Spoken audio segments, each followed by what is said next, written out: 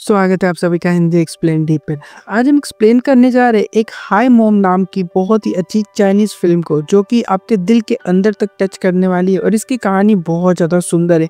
और इसका जो क्लाइमैक्स है वो आपको एंड में ही दिखेगा, क्योंकि वो बहुत ज़्यादा मस्त बनाया है इन लोगों ने।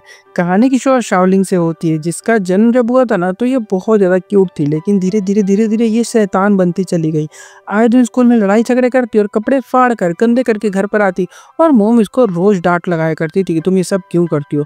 लेकिन जैसे जैसे लिंग बड़ी होती गई वैसे वैसे इसकी शैतानियां भी बढ़ती चली गई। आए दिन मोम को स्कूल में बुलाया जाता और उनको शिकायत की जाती थी लिंग की। अब मोम को भी ये सब अच्छा नहीं लगता, क्योंकि उनकी रोज इंसल्ट हुआ करती थी। और देखते देखते जब लिंग का स्कूल कंप्लीट हो गया तो फिर इन लोगों ने कॉलेज में एडमिशन के लिए अप्लाई किया, जहां से लिंग के बहुत ज़्यादा गंदे ग्रेड होने की वजह से इसको रिजेक्ट कर दिया गया था। अब अगर बात ये मोम को पता चल जाती तो उनको कितना ज़्यादा हर्ट होता। इसीलिए लिंग ने एक फेक कॉलेज एक्सेप्ट लेटर तैयार करवाया और उस फेक डॉक्यूमेंट्स को लेकर मोम को दिखाने लगी और मोम बहुत खुश होती है। आज 19 साल में पहली बार हुआ है जब मोम खुश हुई है, उनको प्राउड फील हुआ है लिंग की वजह से। सबको बताने लग गई, वो सेलिब्रेट करने लग गई, उनके लिए बहुत खुशी का दिन था ये। मोम ने अपनी बेस्ट फ्रेंड जेनी को भी यहाँ पर बुलाया होता है नीचा दिखाने के लिए, क्योंकि जेनी हमेशा से मोम की इंसल्ट करती आई है। लेकिन जेनी भी कम नहीं होती, खुद को हारता हुआ देखकर बोलने लग गई कि मेरा बेटे तो अमेरिका में पढ़ता है और वहीं पर सेटल हो जाएगा, उसकी नौकरी लगने वाली है। अब ये सुनकर लिंग की जो अचीवमेंट थी कॉलेज में एडमिशन की, वो काफ़ी छोटी लगने लग गई होती है। दोनों मदर्स के बीच में बहस हो गई होती है और टॉपिक को चेंज किया जाता है, लेकिन तब तक माहौल पूरा खराब हो चुका था। और इतने में रियल कॉलेज रिजेक्शन लेटर भी गिर जाता है और बस मोम ने ये देख लिया और मोम के ऊपर बहुत ज़्यादा इंसल्ट होती है। लिंग समझ गई थी कि आज मोम बहुत ज़्यादा दुखी है, पर मोम ने सब कुछ एक्सेप्ट किया और इसे अपने साइकिल पर बैठाकर घर लेकर जाने लग गई। लिंग ने प्रॉमिस किया होता है कि मैं कमा कर आपको एक कार और बहुत सारी ज्वेलरी गिफ्ट करूंगी। और यहाँ पर मैं बता दूं कि ये जो टाइम है अभी 2001 का चल रहा है, तभी ट्रक से इन लोगों का एक्सीडेंट हो जाता है। मोम को काफ़ी ज़्यादा चोट आई होती है। लिंग तो बहुत ज़्यादा रो रही है अपनी मोम की ऐसी हालत देखकर, और हॉस्पिटल में बैठे बैठे सोच रही होती है कि मोम, आप मुझे बिना सक्सेसफुल हुए देखे कैसे जा सकती हैं। और वहीं इसकी आंख लग जाती है, और जब आंखें खुलती है तो सब कुछ बदल चुका होता है और हॉस्पिटल में कोई नहीं है। और टीवी पर बहुत साल पुरानी एक न्यूज़ आ रही होती है, और रीडिंग टीवी में ही अचानक से घुस जाती है और हवा में तैरते हुए जाकर एक लड़की पर धड़ाम से गिरती है। लोगों ने जल्दी से हॉस्पिटल पहुंचाया इस लड़की को, क्योंकि वो जख्मी हो गई थी। और जो आदमी इसको लाया था ना, ये शैन होता है, इसकी बहन पर ही लिंग गिरी थी। तो बोल रहा होता है कि तुमने मेरी बहन को घायल किया है तो तुम्हें इसकी सारी रिस्पॉन्सिबिलिटी लेनी पड़ेगी। लेकिन मज़े की बात तो ये होती है कि लिंग इस आदमी यानी शन को पहचानती है। ये इसके मामा होते हैं, लेकिन इसके मामा इसको नहीं पहचान पा रहे होते हैं, क्योंकि लिंग टाइम ट्रेवल करके पास्ट में आ गई होती है। और जिस लड़की पर लिंग गिरी थी ना, ये इसकी मॉम है, जो कि अभी काफ़ी यंग होती है, अपने जवानी के दिनों में। शेन ने कहा कि देखो, मेरी बहन से दूर रहो तुम। पर लिंग के लिए ये किसी चमत्कार से कम नहीं है। वो बताती है कि मैं फ्यूचर में 2001 से आई हूँ। और शेन ने कहा कि क्या तुम पागल हो गई हो, और पुलिस को देने की भी बात कर रहा होता। लेकिन मॉम ने कहा नहीं नहीं, पुलिस को मत दो इसको, ये अच्छी लड़की लगती है। इतने में आंट आ गई होती है, यानी इसकी मामी। और लिंग इन सबको देखकर इतनी यंग यंग काफी खुश हो रही होती है। आंट बोलती है, अरे तुम लोग यहाँ पर क्या कर रहे हो, जल्दी चलो वरना टीवियाँ बिक जाएंगी सारी। उस जमाने में टीवी बहुत रेयर हुआ करती थी, इसीलिए आज खरीदने जाना था, बहुत भीड़ होने वाली है टीवी की दुकान पर। वही मोम की फ्रेंड हम जेनी को भी देख सकते हैं, जो टीवी खरीदने आई हुई थी। और जेनी की बात कर लो तो ये शुरू से नकचड़ी थी और इसको चैलेंजेस देना बहुत ज़्यादा पसंद था। मोम एंड जेनी दोनों पहली बार यहीं पर मिली थी टीवी लेने के लिए। लिंग लाइन में लगी हुई है, लेकिन टीवी एक ही बचा होता है और लोग बहुत सारे होते हैं। लिंग ने उसे पाने का एक प्लान बनाया। वो बताती है कि मैं जब छोटी थी तो मेरी आंखें खराब हो गई थी, तो मुझे टीवी चाहिए ताकि मैं अपने घर वालों को खुश कर सकूं। सब काफ़ी इमोशनल हो गए होते हैं सुनकर और उसको टीवी दे देते हैं। इन्होंने टीवी खरीद लिया और बहुत खुश होते हैं। आज पहली बार था जब लिंग अपनी मोम को खुश कर पाई थी। इसे अच्छा लग रहा था, और टीवी आने के बाद तो उसको चलाया जाएगा फिर, और देखने के लिए पूरा गांव इकट्ठा हो गया है। क्योंकि टीवी इन दिनों मतलब बस टीवी नहीं थी, जिसके पास टीवी होती थी वो बहुत अमीर और बहुत ही अच्छा माना जाता था गांव के अंदर। सब उनकी बात मानते थे, और जब वो टीवी पर कोई मूवी लगाते थे तो आधे या पूरे गांव के लोग आकर देखा करते थे, चाहे वो छोटा बच्चा हो चाहे वो एक बूढ़ा आदमी हो। और ऐसा टाइम मैंने भी जी रखा है, तुमने जिया है तो मुझे ज़रूर बताना।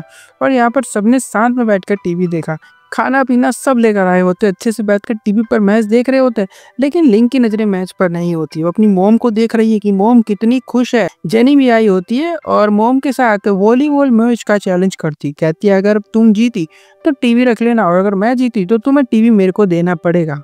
अब पहले तो मोम ने मना कर दिया।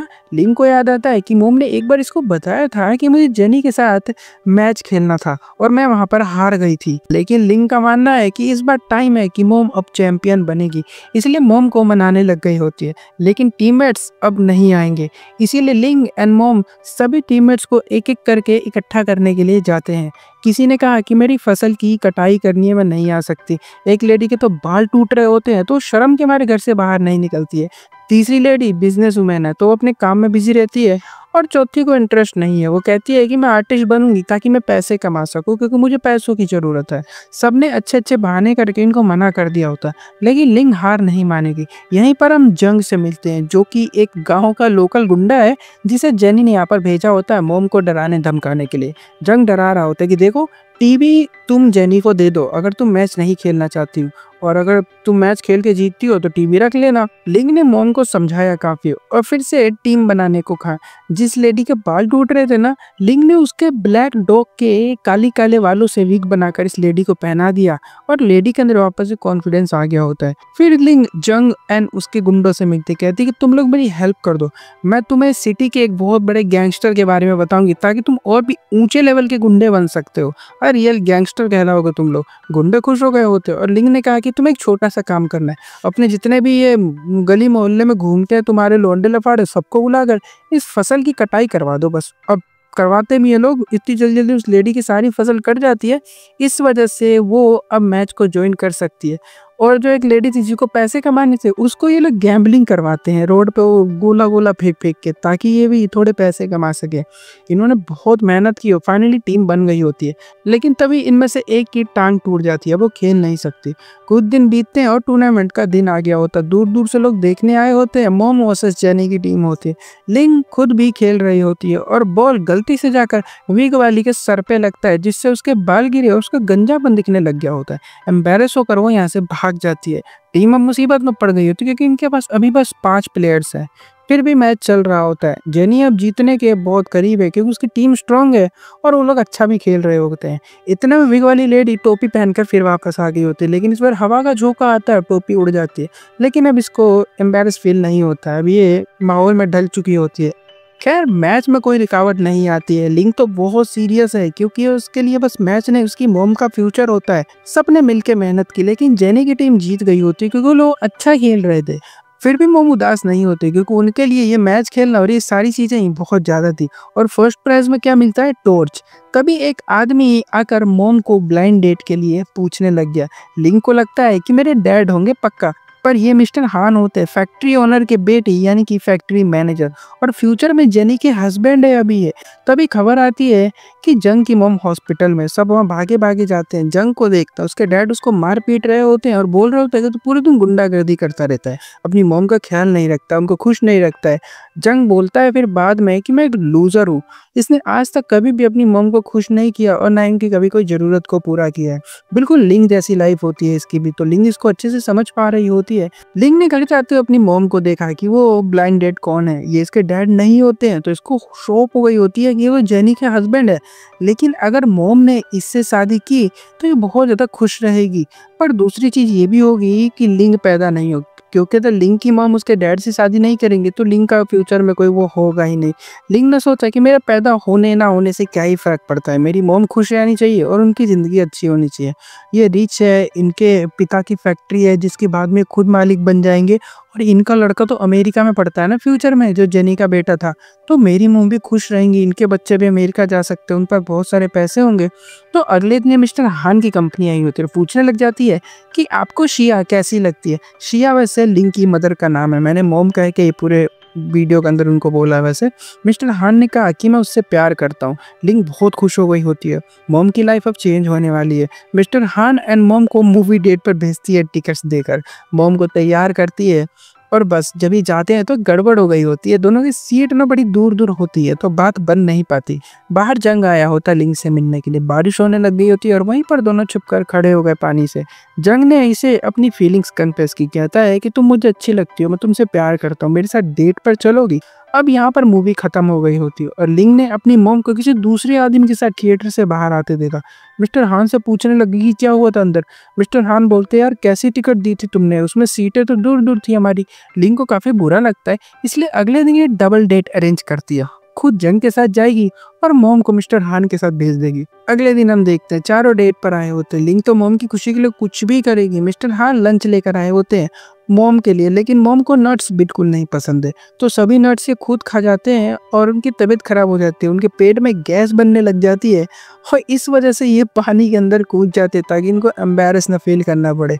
ये डेट तो बहुत ही बुरी गई होती है, पर लिंग हार नहीं मानेगी। वो मिस्टर हान को रोज नए आइडियाज देती रहती है अपनी मॉम को पटाने के लिए, और एक दिन बोलती है कि शिया को ना फनी गाय बहुत पसंद है, इसलिए मिस्टर हान ने गांव में होने वाले एक स्टेज शो कंपटीशन के अंदर पार्टिसिपेट किया होता है और यहाँ पर जोक्स क्रैक कर रहे होते हैं आकर।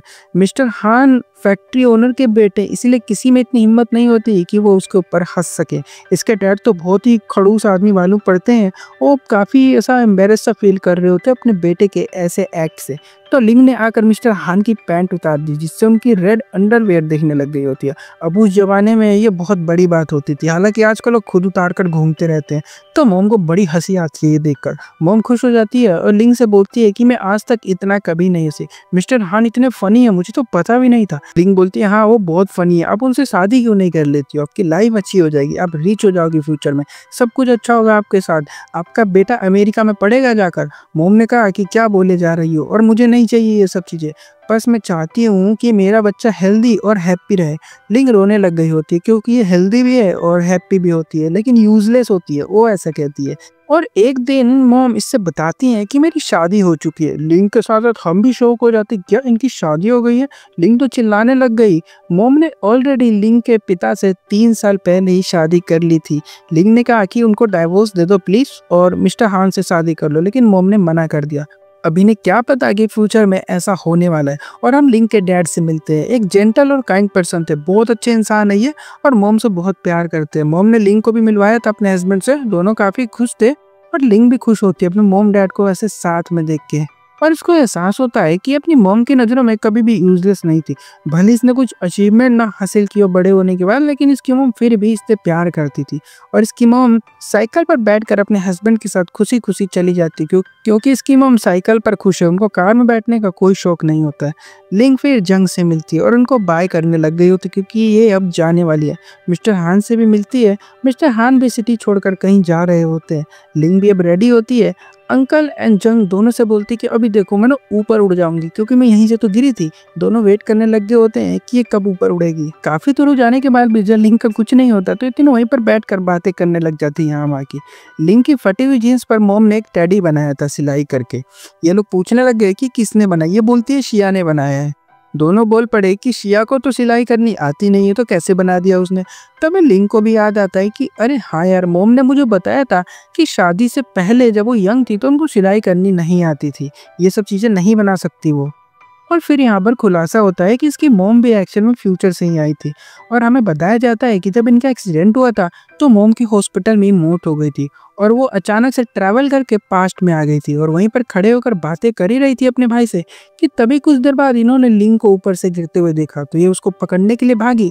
और लिंग काफी वजनदार लड़की थी तो गलती से उनके ऊपर गिर गई, जिससे मोम नीचे दब के घायल हो गई थी। और मोम ने नाटक किया कि वो लिंग को नहीं जानती, और ऐसा इसलिए ताकि वो देख सके कि इनकी बेटी क्या क्या करती है इनको खुश करने के लिए। लिंग रोते हुए मोम की तरफ भाग रही होती है और सोच रही होती है कि मोम ने इसके लिए इतना अच्छा सब कुछ कैसे किया। और एंड में हम देखते हैं कि अपनी मोम से मिलती है और बोलती है कि अगर दोबारा मैं कभी लड़की बनकर पैदा हुई अगले जन्म में तो मैं आपकी ही बेटी बनूंगी। और फिर हम वापस में प्रेजेंट का सीन देखते, काफ़ी टाइम बीत गया होता है और एंड में लिंग एक बहुत ही सक्सेसफुल कॉमेडियन बन गई होती है। इसके पास एक कार भी होती है जो किसी ने मॉम को प्रॉमिस किया था कि उनको कार जरूर दिलाएगी, इसने वो खरीद लिया और काफ़ी खुश होती है। इसको ये लगता है कि इसकी मॉम इसको ऊपर से ज़रूर देख रही होंगी।